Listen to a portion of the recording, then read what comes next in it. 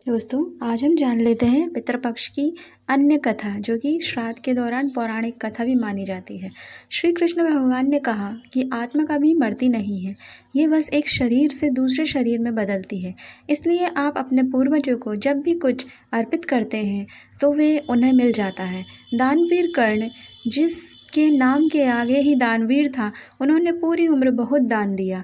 जो भी उनसे कुछ मांगता वो उसे ज़रूर मिलता। कर्ण जब परलोक गए तो वहाँ उन्हें वो कुछ दोगुना ही दिया गया जो उन्होंने दान किया था, लेकिन वो सब हीरे जवाहरात और सोना चांदी थे।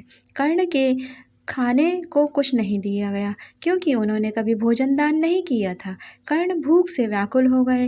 अंत में यमराज की विनती करके धरती पर जाकर फिर से दान करने की आज्ञा मांगी। यमराज ने कर्ण को 14 दिनों का वक्त दिया। कर्ण ने धरती पर आकर जमकर भोजन दान किया और श्राद्ध किया। जब कर्ण परलोक वापस आया तो उसके पास खाना पहुंच चुका था। इसलिए हिंदुओं में भोजन दान करना बहुत शुभ माना गया है।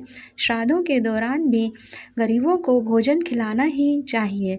इसके जरिए हमारे पूर्वजों को नीचे से पहुंच जाता है भोजन, अर्थात सीधे भोजन पहुंच जाता है। कहा जाता है कि इन दिनों यमराज की आज्ञा से आत्माएं जमीन पर आती हैं और अपने पूर्वजों की ओर से अर्पित किए गए भोजन का भोग करती हैं।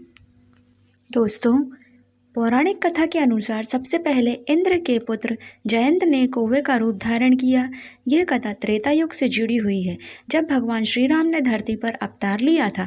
उस दौरान जयंत ने कौवे का रूप धारण कर माता सीता के पैर में चोंच मारी थी। तब भगवान श्री राम ने तिनके का बाण चलाकर जयंत की आँख फोड़ दी थी। तब उसने अपने किए की माफ़ी मांगी। तब राम ने उसे यह वरदान दिया कि तुम्हें अर्पित किया भोजन पितरों को मिलेगा। तभी से श्राद्ध के में कौवों को भोजन कराने की परंपरा चली आ रही है। यही कारण है कि पितृपक्ष में श्राद्ध करते समय कौवों को पहले भोजन कराया जाता है।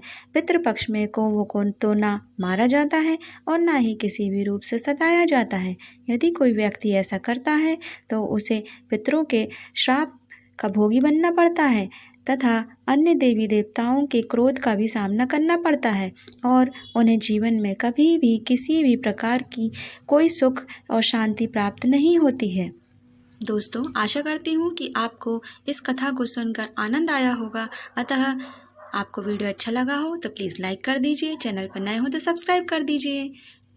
ऐसे ही अच्छे वीडियो देखने के लिए मेरे साथ बने रहें।